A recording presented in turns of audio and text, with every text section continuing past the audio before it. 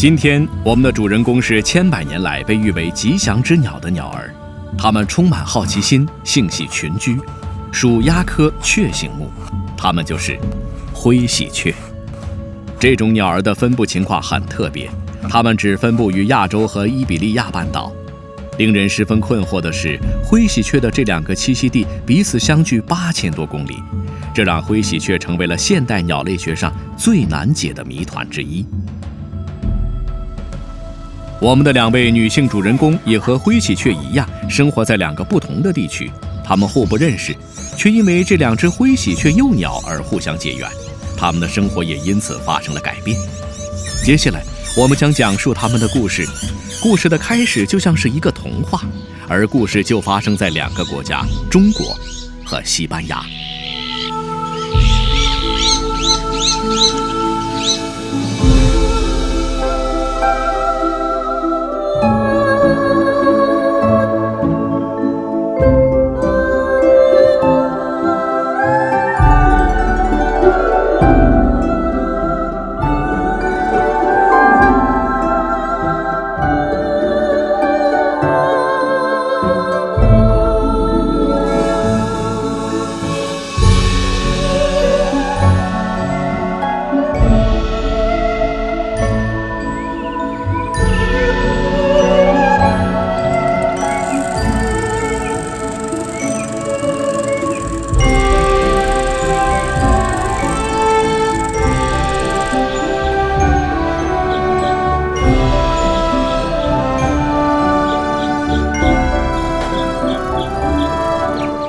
我是张真，一名70后，我是中科院心理所的一名研究人员。一直以来呢，我都对动物的认知能力很感兴趣，所以读研究生的时候选了比较心理学专业。在北京学习工作的这13年间，这个城市发生了很大的变化。不过好在这些变化似乎对城市里生活的一些鸟类影响并不太大，这其中就包括灰喜鹊。灰喜鹊看起来非常习惯于都市生活，在我们身边很容易就能捕捉到它那特别的叫声。自从灰灰进入我的生活后，我对动物认知的兴趣就更浓了。快来，灰灰，灰灰，快来，快来，灰灰，灰灰。来，走。哎，好，好，没事儿。你觉得有那么可怕吗？有那么可怕吗？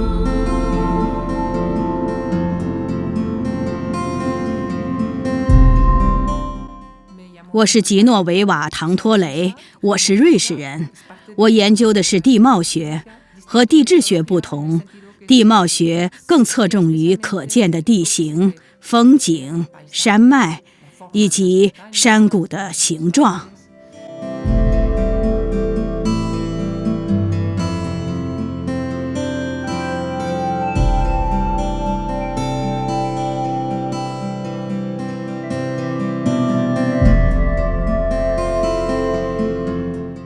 一来到这个小村庄，我就被灰喜鹊吸引住了。在我眼里，它们太有魅力了，它们就像是一个个小海豚，在胜利树林里上下游动，是那么美丽，那么优雅。但是直到遇见了米卡，我才真正的爱上了灰喜鹊。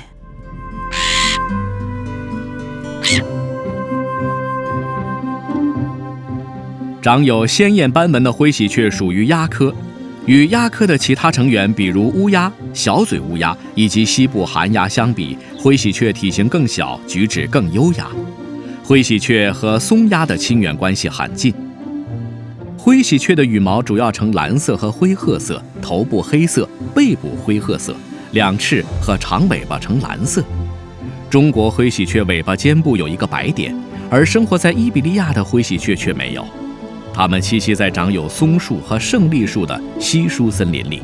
水源附近的草地上也有它们的身影。灰喜鹊也喜欢农耕区，喜欢和人类比邻而居。在伊比利亚半岛，灰喜鹊居住在小村庄，但在亚洲，它们更喜欢大城市。灰喜鹊性系群居，有时甚至集成多达100只的大群体。它们的领地通常是固定的，一旦占据大领地，即便是气候恶劣，它们也不会轻易离开。灰喜鹊在世界上的分布范围成了鸟类学上最大的谜团之一。它们只栖息在地球上2个相隔几千公里的地区。伊比利亚半岛南部和亚洲，包括中国东部、朝鲜半岛和日本。我们今天的任务就是解开灰喜鹊的分布范围之谜。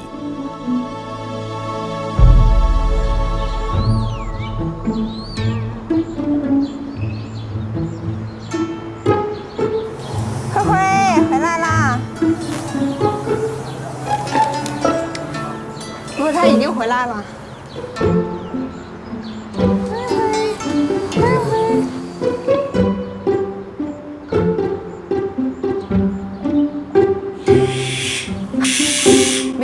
没事，不紧张。灰灰，灰灰来到我们家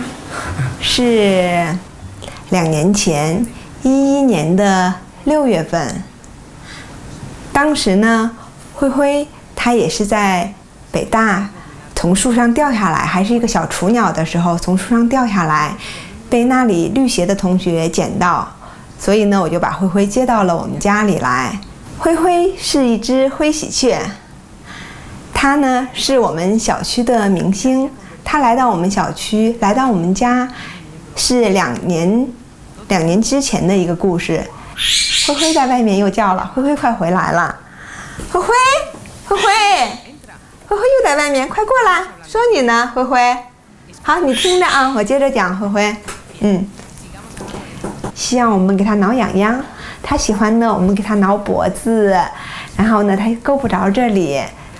他很陶醉的在那里享受，有时候会闭上眼睛。灰喜鹊对我以及对我们家里人来说呢，它呢其实就是我们家的一个家庭成员。我们作为一个家庭成员来说，我们觉得我们很喜欢它，然后呢，我们会觉得离不开它。也许灰喜鹊也会这样觉得，他们怎么看待我和灰灰之间，反而是说。灰灰和我们家庭，和我们家里都有一个很强的这样的一个情感上的一个连接，我们都很喜欢它，它也很喜欢我们家的每一个人。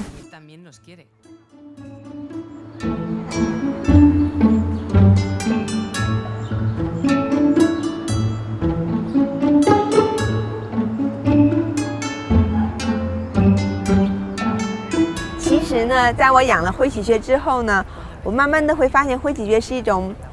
很神奇、很奇妙、完全超乎我想象的一种动物。因为在我养之前，我觉得鸟儿呢就是只会吃、只会喝，在笼子里可能就好了，它就自己长大就行。我没想到会这么有趣，所以呢，我还专门去查很多的文章，很多那个发表的文章呀，很多东西想去在网上去找到人们关于灰喜鹊的了解已经有了多少。结果呢，其实在网上发现这方面的东西信息也非常非常少，所以说我不知道科学家还有鸟类学家对于灰喜鹊的知识到底现在达到了一个什么样的程度。但是对我来说呢，我会觉得说灰喜鹊呢，它有很多很多方面对我来说都是非常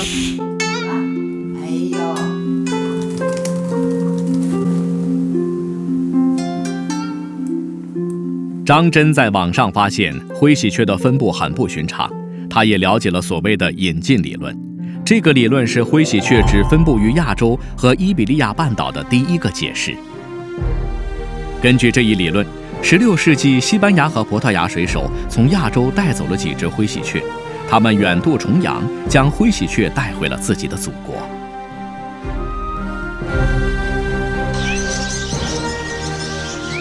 他们被这种蓝色的鸟儿吸引，不足为奇。他们在中国和日本市场上看到的灰喜鹊，可能跟灰灰一样被人类驯养了。他们把灰喜鹊和其他异国货物装到了回乡的船上。如果引进理论成立，那么到了西班牙和葡萄牙的灰喜鹊有一部分可能被放生了，逐渐遍布整个伊比利亚半岛。张真想知道更多有关好朋友灰灰的信息。在他所就职的中国科学院的官方网站上，他找到了雷富民教授。雷富民教授是鸟类学家和生物地理学专家，发表过很多关于灰喜鹊的论文和著作。张真决定写信给雷富民，以了解关于灰喜鹊的更多信息。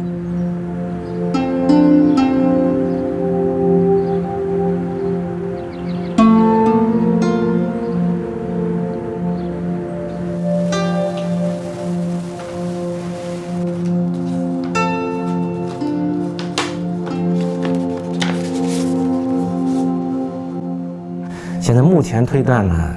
大概是在更新世早期，上新世末期，这个物种应该分布在整个欧亚大陆。这个主要是根据我们现在的研究啊，以前也有过一些报道，就是灰喜鹊现在的分布呢，主要是由于它这个栖息地的片段化和栖息地破碎，就是从欧洲西部一直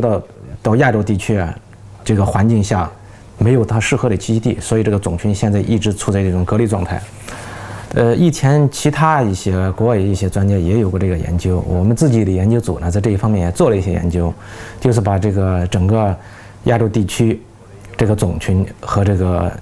埃比利亚半岛，它整个欧亚大陆都有分布。就是冰期的影响之后呢，是因为伊比利亚半岛啊这个地方在冰期的时候它没有受到太大的影响，这个地方的环境依然是非常温暖湿润，有森林植被。所以说伊比利亚半岛除了保留了这个灰喜鹊这个种群啊，一直保留到现在，实质上还有很多的一些其他欧洲的一些物种，在冰期的时候在这个地方都有分布，冰来了以后其他地方灭绝，然后冰退之后呢，这个种群呢又从这个伊比利亚半岛向其他地方进行扩张，所以说是伊比利亚半岛是欧亚大陆非常有名的一个物种冰期时期的避难地。更新世是一个地质年代，始于180万年前，结束于1万年前。在那段时间，气候极端寒冷，发生了一系列冰川期和间冰川期气候回旋，世界经历了多个冰川期。气温下降造成景观发生了巨大的变化，两极冰盖不断扩大，厚达1000米的冰层覆盖了广阔的大陆地区，欧亚大陆的大部分地区都被冰层覆盖着。因此，在南方的大部分区域，森林被大片的苔原和草原所取代，树木不见了踪影，很多动植物种群都无法在那里生活，尤其是灰喜鹊，因为灰喜鹊只有在树林里才能繁衍生息。只有亚洲和欧洲南部的少数地区没有受到这次气候变化的影响，在那里气候温暖潮湿，很多物种前来避难，包括灰喜鹊。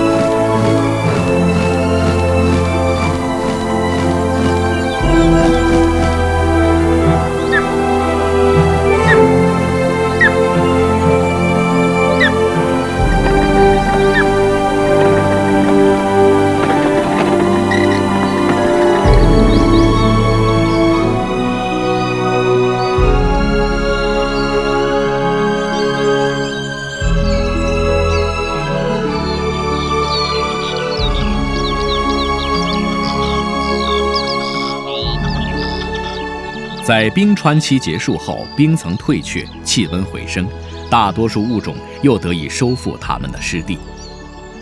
但是，灰喜鹊留在了那些弹丸之地，几乎没有扩展自己的领地。直到今天，这仍是科学界的一个谜团。因此，根据所谓的避难理论，灰喜鹊种群从此就一分为二，生活在了两个相隔1000里的地方。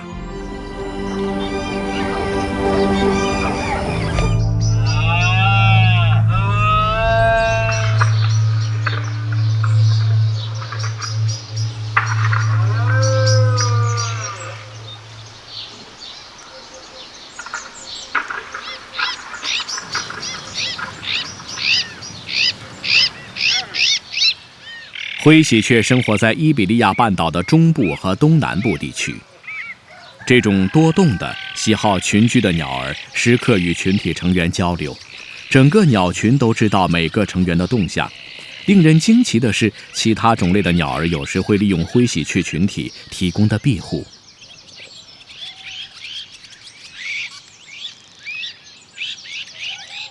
它们是野生动物，居住在远离人类的郊外，只在觅食时靠近人类的花园和果园。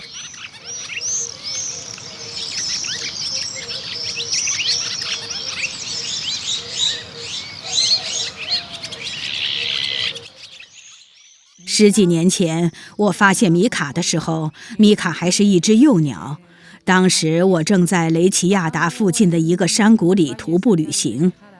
就在太阳刚刚落山的时候，我忽然听到了一种叫声，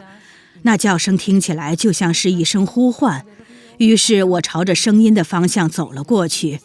后来我发现，在河边的一棵小白蜡树上，停着一只灰喜鹊幼鸟。它刚刚学会飞，正扯着嗓子呼唤鸟群，鸟群就在附近，但它们正飞往栖息处，这只幼鸟根本追不上它们。但我不明白，我也问自己，它为什么不跟着鸟群？我看着它，它也张着一双大大的眼睛看着我。它就像婴儿望着陌生人一样，非常认真地看着我。我不知道该怎么办，我决定赌一把。如果我伸开手掌，它就跳到我的手心，我就带它走。说实话，我并不相信它真的会跳上去，但是当我伸开手掌的时候，它真的跳进了我的掌心里，然后又跳到了我的肩膀上，停了下来。它很困，故事就是这样开始的。这么多年过去了，我已经了解了灰喜鹊的生活习性，知道它们结群时是怎么生活的，也知道它们孑然一身时又是怎么生活的。这是一次奇特的经历。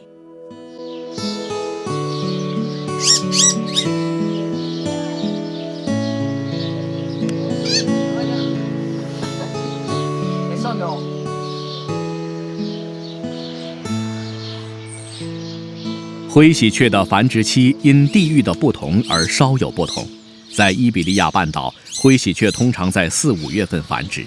每到这个时候，它们会开始叽叽喳喳的求偶仪式。成群的雄鸟张开翅膀，抖动头部的羽毛，在树林里来回飞翔，追逐着雌鸟。不久之后，它们就会开始建立自己的巢穴。筑巢大约要花上10天时间。它们会利用手头的任何材料，包括现代社会产生的废料来筑巢。它们是高度群栖性动物，它们的巢穴离得很近，一个聚居区内会有多达40对亲鸟。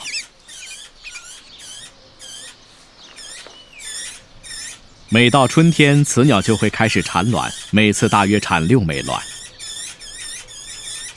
雌鸟负责孵卵，一孵就会孵上2个礼拜。雄鸟负责喂雌鸟和打扫巢穴。当亲鸟外出觅食时，雏鸟会寂静无声，捕食者很难发现它们。亲鸟捕食归来后，雏鸟就会恢复活力，低声鸣叫，向亲鸟索要食物。这是为数不多的几个实行合作育雏的欧洲或亚洲灰喜鹊种群之一。群体里的所有亲鸟共同照顾后代，成年雄性负责觅食、打扫并保护巢穴。合作育雏能最大限度地保证雏鸟的存活率。孵化17天后，雏鸟就可以离开巢穴，跟随亲鸟一起觅食了。如果雏鸟不幸调离巢穴，它的父母和其他育雏成鸟会保护喂养它。但是到了漆黑的夜晚，它就必须独自面对夜行性捕食者，它只能靠自己，靠运气了。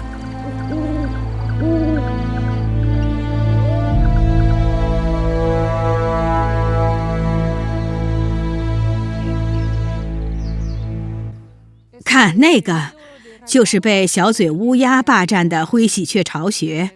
当时我还在研究中心工作，我忽然听到灰喜鹊不断被骚扰的声音，我还看到灰喜鹊的巢穴附近有2只小嘴乌鸦，于是我就走过去看了看。等我走过去以后，小嘴乌鸦也被我吓跑了。当时巢穴里还有几只很小的雏鸟，我想小嘴乌鸦肯定会回来吃掉它们的，所以我带走了其中的1只雏鸟，就是现在在我房子里的那只。第2天我又去查看了一下，结果我发现巢穴已经空了，灰喜鹊被捕食很平常，渡鸦、狐狸、小嘴乌鸦都会捕食灰喜鹊，到了晚上灵猫也会，这些都是常见的捕食者。我相信用不了多久它就会离开的，其他灰喜鹊会收养它的，因为在繁殖期，灰喜鹊会收养非亲生的雏鸟，他们会将雏鸟抚养长大，让雏鸟成为鸟群里的一份子。除此之外，我还知道灰喜鹊是一种不怕人的鸟，是很容易驯熟的。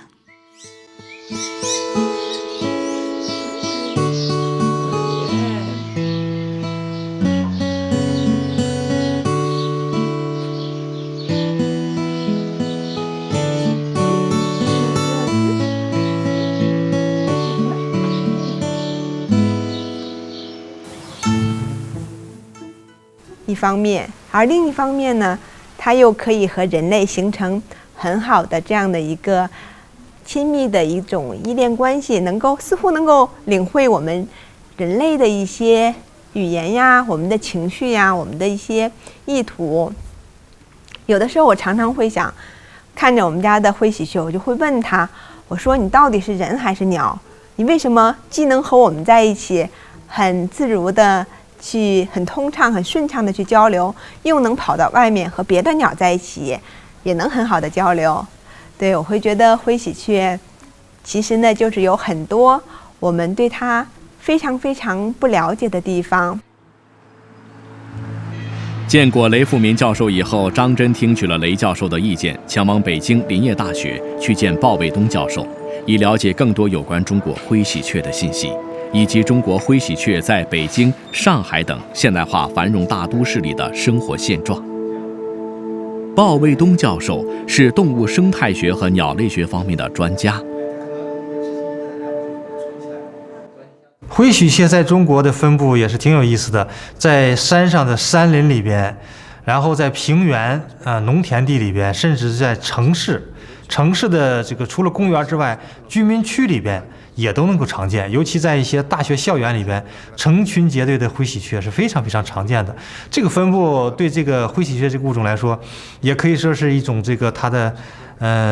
适应这样一种这个各种生态类型的生活环境的一个能力的一个展示。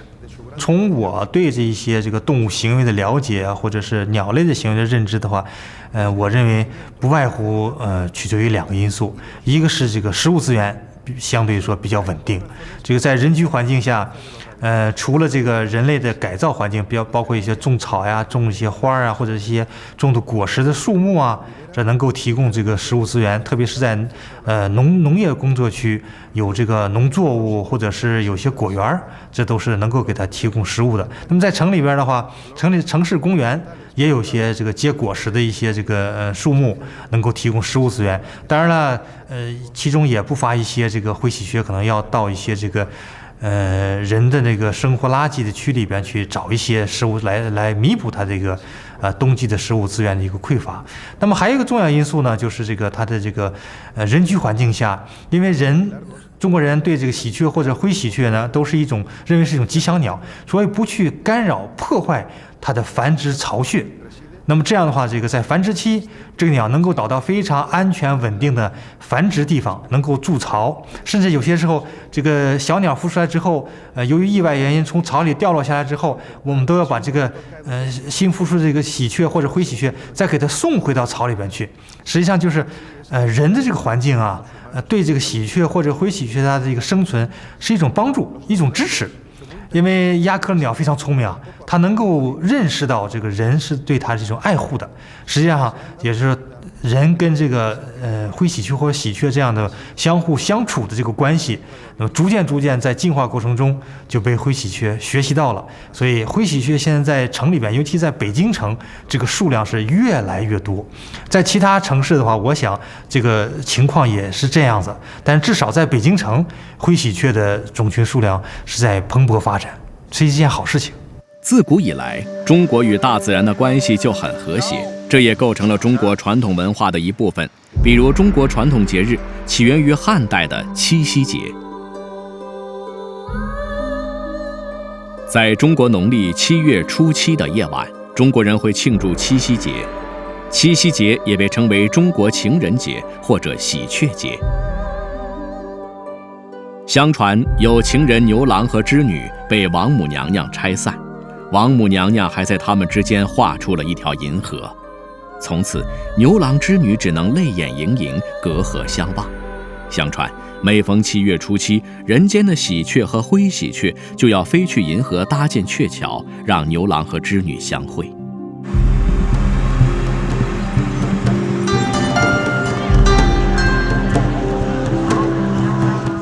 灰喜鹊对我以及对我们家里人来说呢，它呢其实就是我们家的一个家庭成员。我们作为一个家庭成员来说，我们觉得我们很喜欢它，然后呢我们会觉得离不开它。也许灰喜鹊也会这样觉得，也会有这样的感觉吧。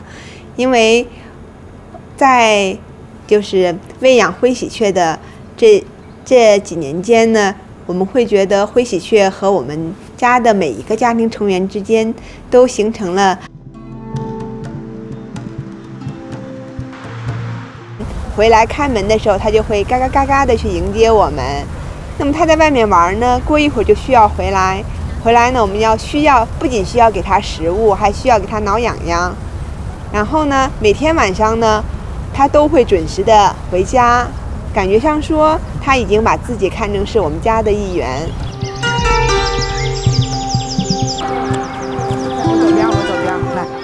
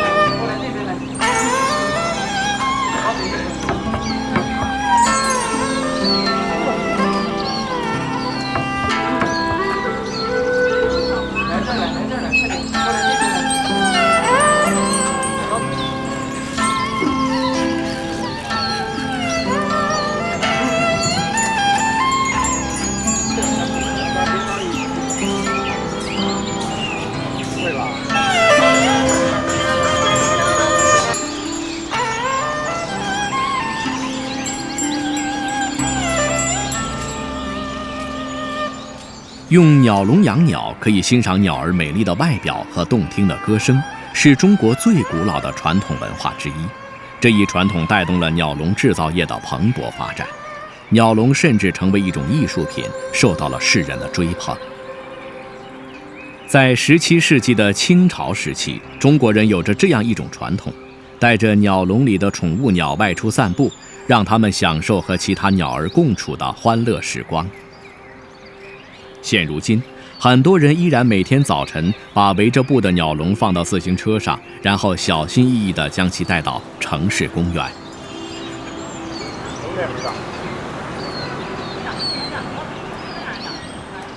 到了公园，他们就把鸟笼挂到树枝上，一时间，公园里的鸟鸣声此起彼伏。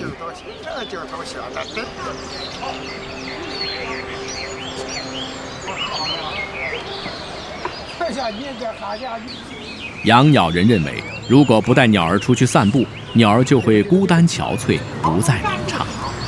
现在都怕了。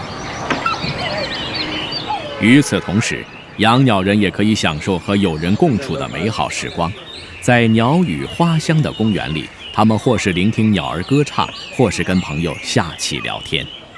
在中国，人类与鸟儿之间的这种温馨而又平和的共处场面随处可见。养鸟人是中国文化的象征之一。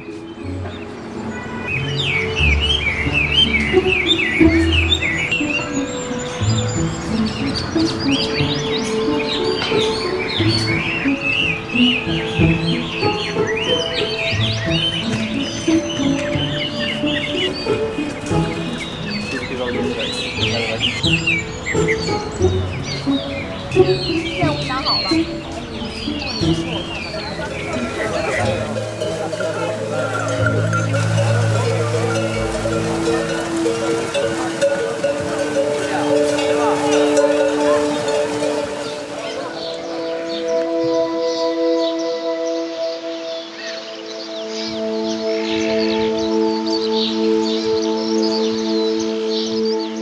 灰喜鹊的食性很杂，拥有强大的环境适应性，但比起植物和种子，灰喜鹊更喜欢小型动物，比如昆虫。它们的饮食随季节的变化而变化。在秋冬时节，灰喜鹊主要摄取植物性植物、种子、谷物、灌木和树木的果实，包括葡萄、无花果、橡果和橄榄果。天气转暖时，昆虫大量出现，鸟类也可以打打牙祭。脊椎动物只占灰喜鹊食物的一小部分。灰喜鹊抓捕昆虫幼虫、蠕虫以及其他无脊椎动物喂食雏鸟。猎食昆虫时，灰喜鹊是真正的捕食者。灰喜鹊会一边飞一边猎食飞蚁和蚱蜢。在地面上，它们会猎食蝎子和大甲虫，在草地里寻找蠕虫，在腐木中啄取昆虫幼虫，在松树中啄食猎对毛虫。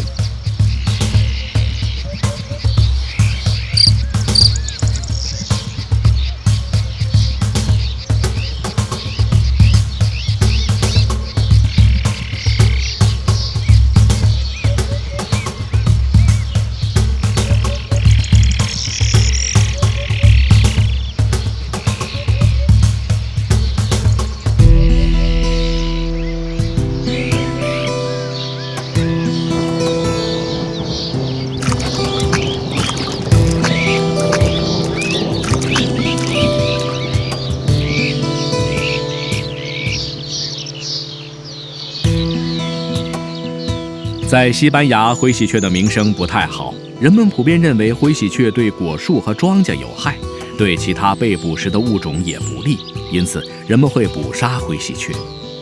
目前，这是威胁到灰喜鹊生存的主要因素。但有一点是可以肯定的，在灰喜鹊的食谱上，农作物仅占很小的比例，而且灰喜鹊只是偶尔猎食小型脊椎动物。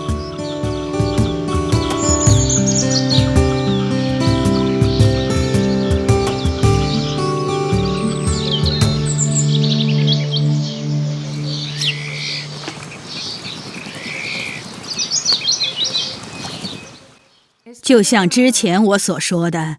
西班牙是欧洲自然环境保护最完好的地方之一。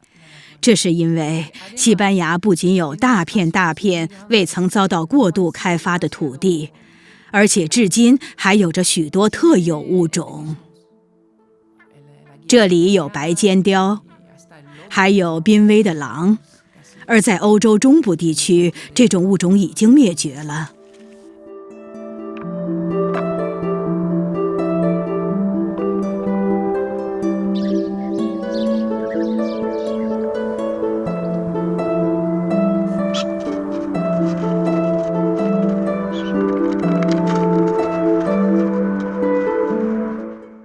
我想，西班牙人甚至都没有意识到，在他们国家广阔的土地上，居然还生活着灰喜鹊这种美丽异常、色彩鲜艳的珍奇动物。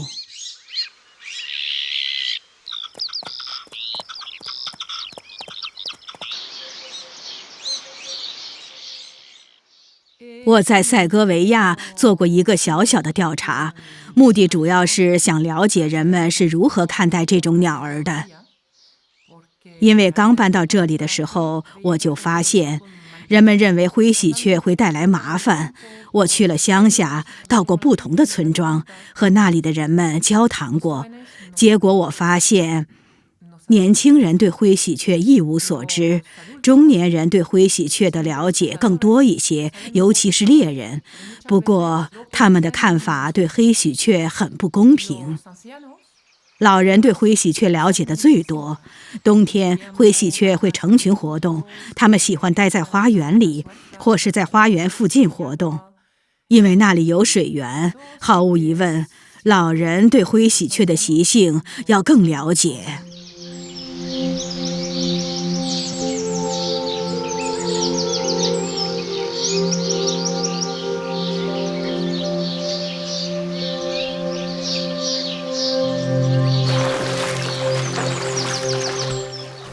然后呢，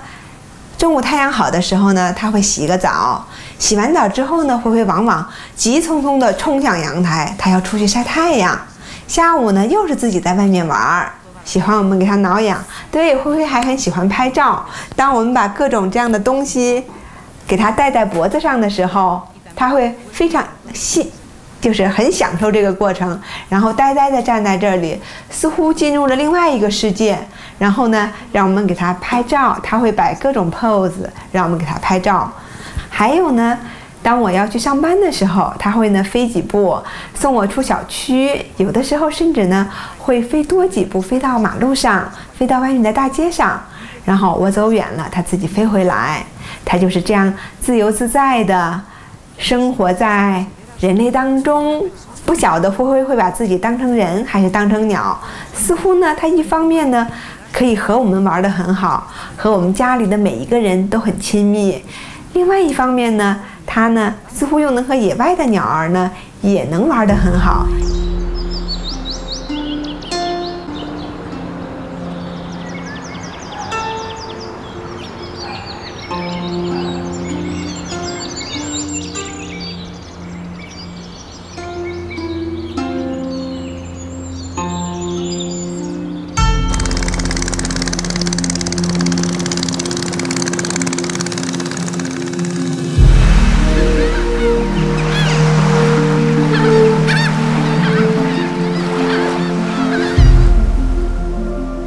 伊比利亚半岛和中国相隔8000多公里，遥远的距离造就了两种截然不同的自然空间，但是这也反映了自然历史上存在的空白，提出了科学界面临的问题，那就是灰喜鹊为什么会有不同寻常的分布范围。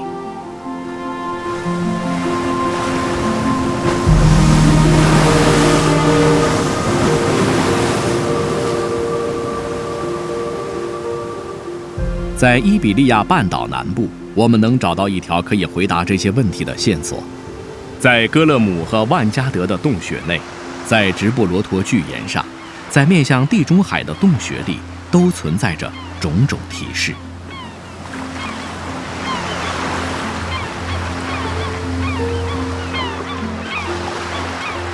此时，克莱夫·芬利森博士正在主持洞穴的挖掘工作。作为鸟类学家，我听过最多的理论是，灰喜鹊是引进伊比利亚半岛的，很可能是在中世纪时期，水手们把这种色彩鲜艳的鸟儿带了回来。后来，有些鸟儿逃到了野外去了，并在伊比利亚半岛繁衍生息。但是，与这一理论矛盾的是，人们发现了4万年前的灰喜鹊化石，远比中世纪早了很多年。这就推翻了这一理论，灰喜鹊不可能是从亚洲引进的。这一新的理论证明，伊比利亚半岛一直就有灰喜鹊。我们从1991年就开始挖掘这些洞穴了。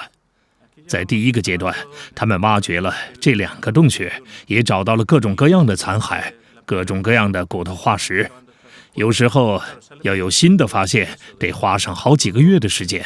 我们鉴定了那些骨头化石，找到了一块很小的肱骨化石，是属于灰喜鹊的。他们使用了各种参考数据库来证实这一点，最后确认无误是灰喜鹊的。大概是1、2年后，我们又找到了一块灰喜鹊化石，2块化石都有4万多年的历史了。我们知道，历史上有一个时期，海平面是不断下降的，那个时候海水还没有流到洞穴里。这儿可能是一处很大的海滩，可能有4-5公里长。这就是我们找到的2块化石的背景，有可能是别的动物把骨头叼进洞穴，也可能是灰喜鹊自己飞了进来，死在了洞穴里。但迄今为止，研究在这里发现的化石的分类学家搜集到的证据都表明，我们发现的很多化石都是被尼安德特人处理过的。尼安德特人抓捕了很多鸟类，各种各样的猛禽和鸦科鸟类，有时是为了果腹，有时呢是为了鸟儿华丽的羽毛。据说尼安德特人喜欢用鸟类的羽毛来装扮自己，这就是洞穴里会有那么多骨头化石的原因。几乎没有证据表明这些鸟是被食肉动物叼来的。我们在这里发现的鸟的种类繁多，数量庞大，绝不可能是鸟儿们自己飞进来，然后死在了洞穴里。我们已经在这里发现了145种鸟，为数甚多，包含了欧洲25%的鸟类物种。很显然，这里是候鸟的中转站，但不可能有那么多的鸟儿无缘无故的死在这里。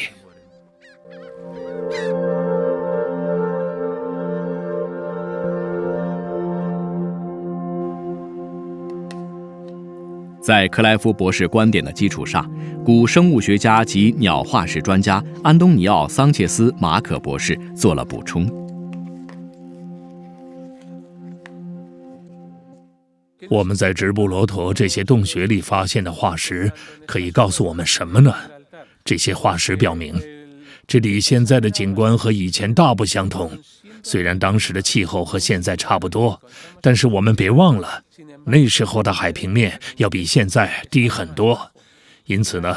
我们可以确定，当时这里有沙丘，有森林，景观和多南纳现在的景观非常的类似。这里当时还有很多的水源，而且河流的流程更长，一直流过这个地区，最后呢汇入大海。所以说，这里适合很多物种的生存，这也是人类能够在这里生活很长一段时间的原因。如果当时的环境和现在一样，海边林立着一个又一个的悬崖，没有陆地，那么没有物种能在这儿生存下来。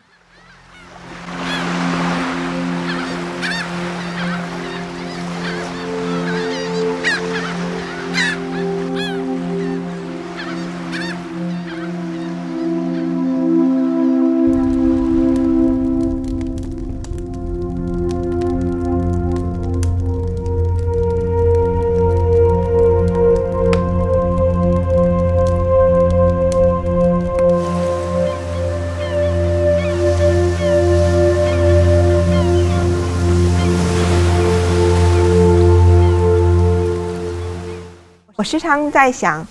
自从养了灰喜鹊之后，我就在想，哎呦，天空中飞来飞去的这些鸟，你别看它们身体不大，别看它们的脑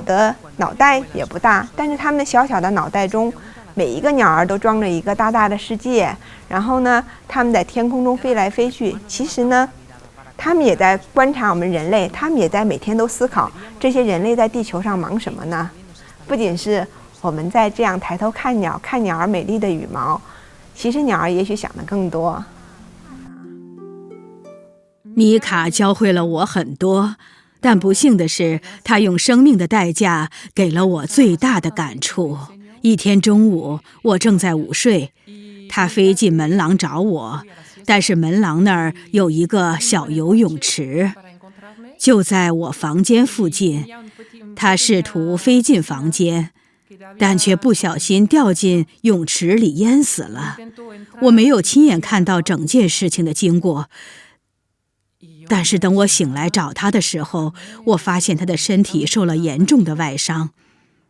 这一切都是我的错，我从没想到会发生这种事情，所以我决定行动起来，让人们增加对灰喜鹊的了解。这是表达歉意的一种方式。我想尽力弥补自己的过错。我非常怀念那段时光。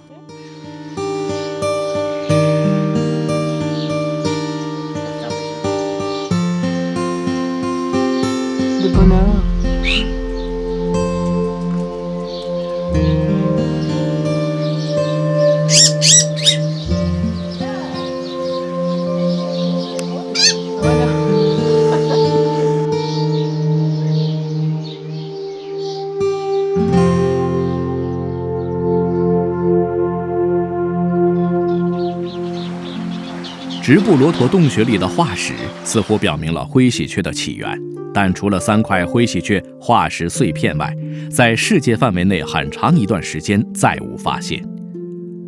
当古生物学家继续研究灰喜鹊的起源之谜时，科学家对比了欧洲和亚洲灰喜鹊种群的遗传基因。关于远东地区和伊比利亚半岛的灰喜鹊，有几种不同的假设，因此基因测试结果证明，其中一种假设是正确的。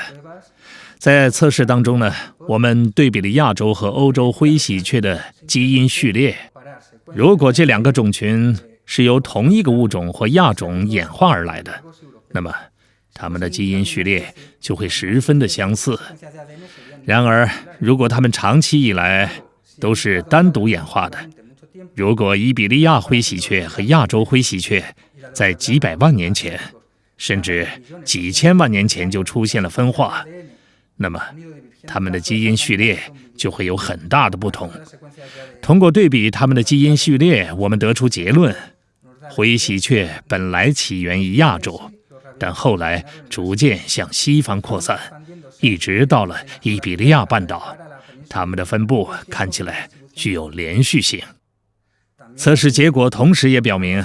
在距今大约300万年到100万年之间，亚欧种群完全分离，原因似乎在于冰期的出现。基因测试结果很明显，伊比利亚灰喜鹊和亚洲灰喜鹊截然不同，它们不可能是近期从亚洲引进的，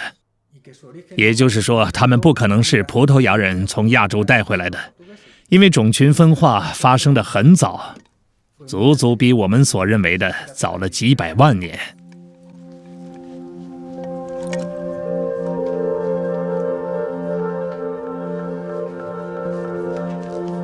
基因对比似乎完全否定了引进理论，但是鸟化石专家安东尼奥·桑切斯·马可博士仍然得出了其他结论。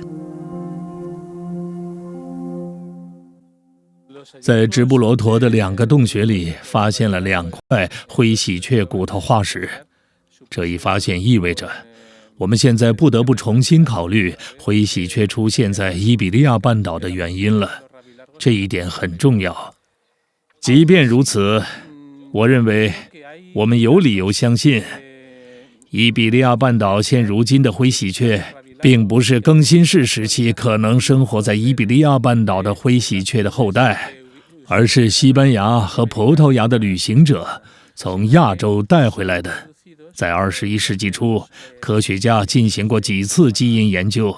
确定的确存在2个种类的灰喜鹊，也就是说，伊比利亚种和亚洲种。但我们也可以用另外一种形式来解释这些研究结果。我认为最合理的解释就是，现如今栖息在伊比利亚半岛的灰喜鹊是由一艘从日本、中国和菲律宾运输货物的马尼拉大帆船带到墨西哥的。舰队从墨西哥到了塞维利亚，灰喜鹊就是从塞维利亚向西迁移的，并且一直迁移到了伊比利亚半岛。那么灰喜鹊为什么不向半岛东部迁移呢？要知道那儿的生存条件也很好啊。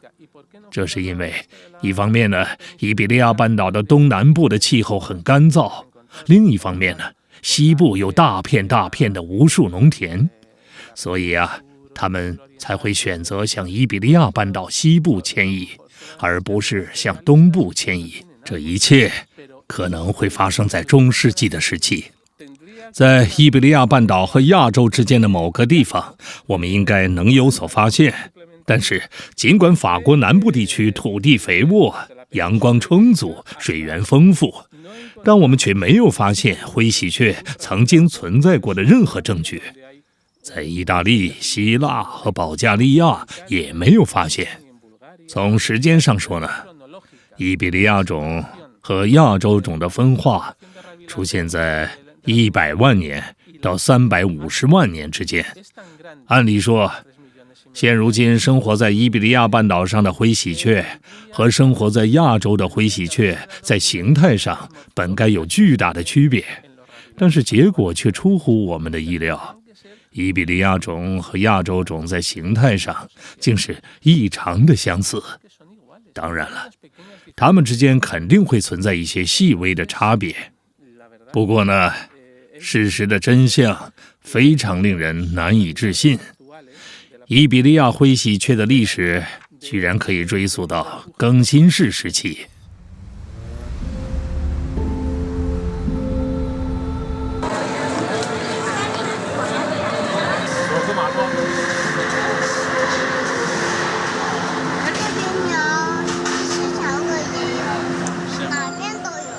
灰灰和我们在一起，我们呢很幸运的能有这样的一个鸟类的朋友。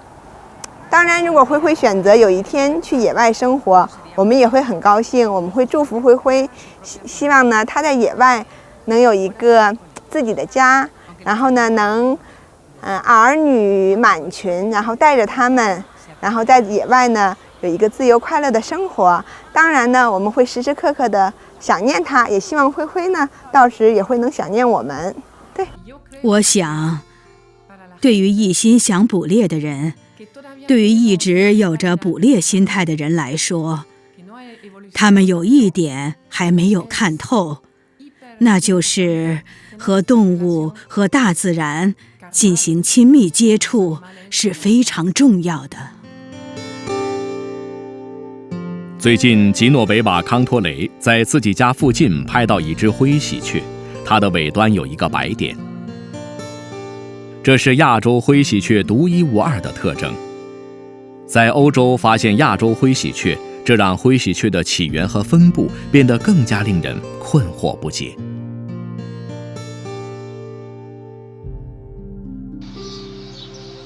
灰喜鹊是一种充满神秘色彩的鸟，它的历史始终是个不解之谜。它的故事始于人类的记忆难以企及的远古时代，只有灰喜鹊自己才能解开这个谜团。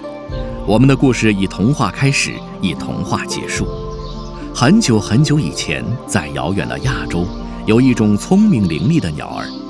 很久很久以前，在遥远的欧洲，也有一种美丽的彩色鸟儿。它长着长长的尾巴，尽管只能飞行很短的距离，但它们却将地球东西两端相隔数千公里的大陆连接在了一起。